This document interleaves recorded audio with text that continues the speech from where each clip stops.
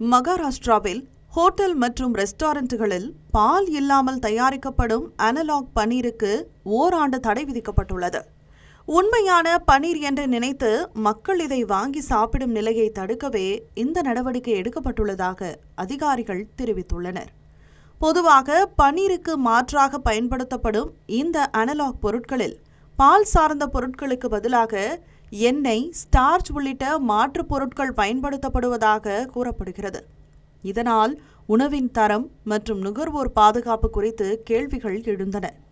இதற்கு முன்பு ஹோட்டல்கள் மற்றும் உணவகங்கள் தாங்கள் பயன்படுத்தும் பொருள் உண்மையான பனீரா அல்லது அனலாக் பனீரா என்பதை மெனு மற்றும் பில்லில் தெளிவாக குறிப்பிட வேண்டும் என்று உணவு பாதுகாப்புத்துறை உத்தரவிட்டிருந்தது.